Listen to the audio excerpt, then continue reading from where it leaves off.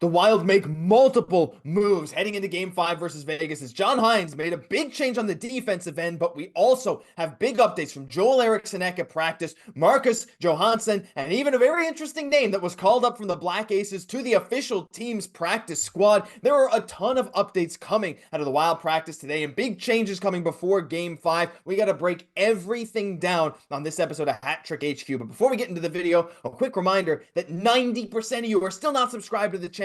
We have a big goal of 14,000 and we are so close. So if you're part of that 90%, hit that subscribe button. And if you are a Minnesota Wild fan, we're trying to migrate some videos over to Wild Digest. We'll have a link down below. If you want more daily Minnesota Wild content that maybe you don't get here, check out Wild Digest, where you'll see both of our faces alongside Kirk. I know you'll be interested if you're watching this video. Mark, we got to get right into this. And we got to start with Liam Öhgren. Now, Liam Öhgren, of course, made his debut in Vegas last season, but he was promoted from the Black Aces to the official Minnesota Wild practice. For those of you that don't know the Black Aces, it's kind of like a bunch of guys the Wild called up from Iowa to just kind of be those rotation guys if you need to bring someone up to a practice, someone up to play for the team that kind of sticks around close to the team. Öhgren's an interesting name, Mark. I mean, look, we're all big fans of Liam Öhgren. Still young, still a lot of potential. I don't fully expect him to draw into the lineup, but this is a very interesting change nonetheless. And again, with a bunch of the guys, a bunch of the forwards banged up right now, you never know when you might get called upon. So it's cool to see him getting some reps with the Wild right now. And the biggest thing is, listen, you're bringing up a lot of these guys from Iowa that are hungry to get into the NHL action. If they get called upon, they're going to try their best to make an immediate impact. And you're getting a lot of guys that can also come up that maybe haven't been scouted by Vegas. So if they come into the lineup, they're not really sure what to expect from these guys. And it could be a wild card coming in, no pun intended, on the Wild. But it is always nice to see these young guys getting promoted, brought up just to be around the team. And hopefully one day in this series, maybe their name gets called to join. And right now, like I'm already seeing some people on Twitter like, hey, is there any chance Öhgren gets in for someone like a Nyquist? Like Nyquist, I don't actually expect to come out of the lineup. He's had some decent defensive play. I know he hasn't been great. Look, I mean, there's no doubt about that. But I don't know if John Hynes is ready to make that kind of bold decision, though I think some of you guys might want that. Let us know your thoughts on Öhgren coming up from the Black Aces, joining the Minnesota Wild practice. But that's just the tip of the iceberg from the updates we got now. And look, again, there's big changes coming in as Marcus Johansson was practicing in full capacity. He missed Game 4 with a lower body injury, and adding him back to the lineup, this is a big thing. Again, 34 points this regular season, 11 goals. Look, he's not going to be the guy that lights the world on fire with his scoring, but when he comes into games, you notice it. And you notice it when he's gone. And I think this is actually going to serve as quite a big boost to the Wild, Mark. Like, again, it's tough in a playoff series when you have guys coming in and out of the lineup because you can't build that consistency game after game with the same lines, the same players, this kind of stuff. So I feel like Johansson coming back into this lineup, again, if he is to play, he did practice. We won't know until tomorrow or maybe today, depending on when you're watching this video, if he's going to draw into the lineup. I think he will. How do you feel about Mojo being ready to come back? Gives his team a little bit of mojo as well. Because again, getting a guy back from injury, even if it's just one missed game, does provide a little bit of a boost in that locker room. I mean, the biggest thing is, listen, 72 games played. He knows how to play with his team. He's been with his team. He wants to continue building what they have going in the playoff on a 2-2 series, getting a veteran back in the lineup to make the lineup even deeper if he goes into the second or third line. You get to move guys down, which adds more experience, more scoring on later lines. So this is a big add for the Wild team that has dealt with quite some injuries. We've seen him out of the lineup for Game 3, coming back, or sorry, Game 4. We're going to see him join. But Josh, looking at this, I think it's a situation where this impact might be a lot bigger than some people are expecting, where you're getting a guy that can shoot the puck. He's not going to light the lamp every single night. 11 goals is still respectable as someone going into the middle 30s, but someone that had 34 points, that's been around the league, knows what it's like to play in the playoffs. I think this is a big add for this Wild team going into almost feeling like a must win. I mean, again, just bringing in solid presences is what you want in the playoffs because the Wild, like the Vegas Golden Knights, by some advanced metrics, have outplayed the Wild for a lot of this. A lot of the Wild's lines have not compared well in terms of like expected goals for percentage. I think every line is below 50%.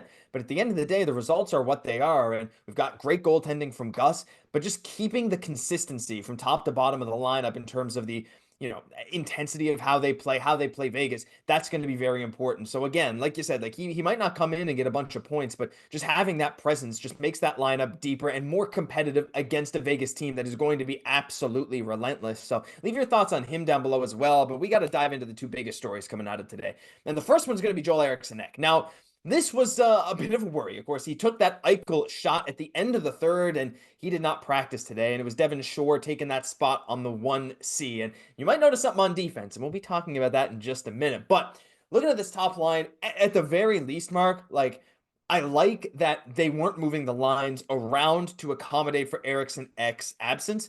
This to me just tells me, look, Devin Shore is in there as a placeholder because they fully expect Eriksson Ek to go in and play in game 5. You'd normally want to shift some things around, or maybe not. Maybe you don't want to give too much up at practice if he was actually slated to miss some time. This does kind of suck, though, because you never know how bad an injury really is. And in the playoffs, these guys, they'll play through a lot of pain. You know, I've saw some people saying, like, look, everyone wants to say, play Rossi more, play Rossi more. This is not the way we wanted it to happen, if it does happen. But, you know, at the very least, we do see Devin Shore on that top line. Do you have any worries about Eriksson Ek's status for game 5? I feel like the practice lines they put me a bit at ease, but like I can't help but wonder, like this team is so banged up, and just adding, even if it's another minor injury that he can play through, at the very least, it's probably going to affect him a little bit.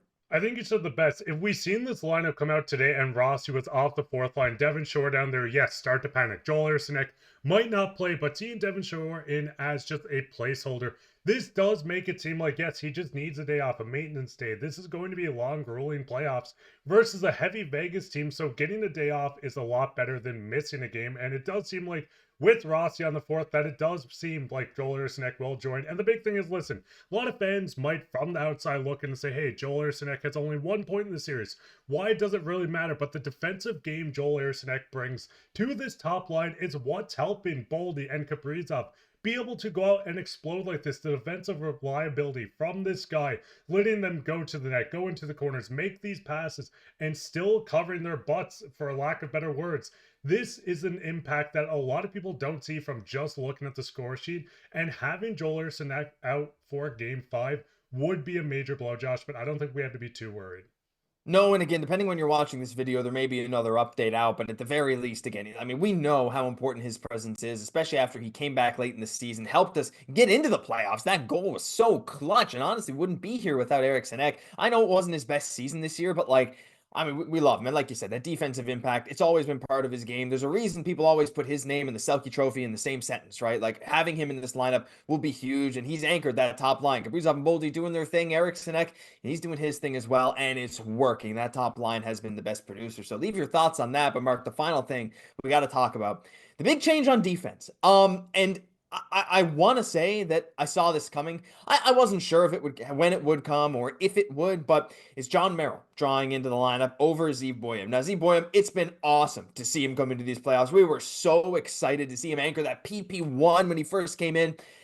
Maybe it was a bit too much pressure on him. I mean, look, he's young. He's very young, and catching up to this NHL speed and playing your first games in the NHL in the playoffs against an offensive beast like the Vegas Golden Knights is going to put your, defensive game to the test, to say the least. And Zeev Buium has made some rookie mistakes. There's no doubt about that. He's young. Every rookie's going to do this. I thought, as time went on a little bit, he was starting to adjust. But right now, bringing in a guy like John Merrill is, I think, just something that gives John Hynes, again, that kind of sense of competitiveness that you can kind of toss out all 3 pairings against everyone else. So I don't know. What do you make of this change? Did you see this coming? Do you think this is the right decision for the Wild heading into game 5? I mean, the biggest thing is Wild need to stop more shots getting on their net. They need to play more of a defensive game. And listen, we touched on this too, Josh. Looking at the playoff right now, Bogo has only played 2.9, I believe it is, percent of his starts in the defensive zone. If you're looking at the regular season, he was almost at 14%, almost 13.5%.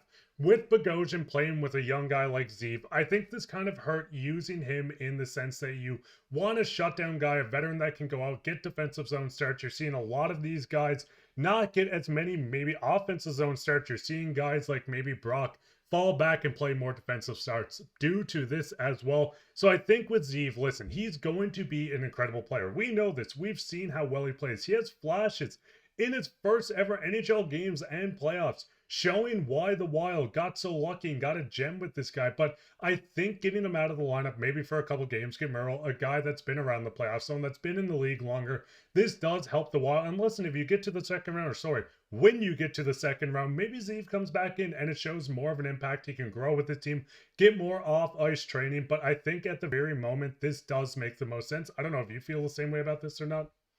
Oh yeah, I mean, like I think he's just happy to be here at the same time. And like the role he got, I think it probably even shocked him. I mean, look, and not so shocking in terms of how good he was in college, but right now, like again, I think that's a great point about the defensive zone starts. I mean, you look at Bogosian and Buium, again, they're getting those offensive zone starts, not at all in the defensive end, and bringing in a guy like Merrill, a guy who has a long storied playoff history of being that kind of third pairing guy that can jump into the lineup when you need him to.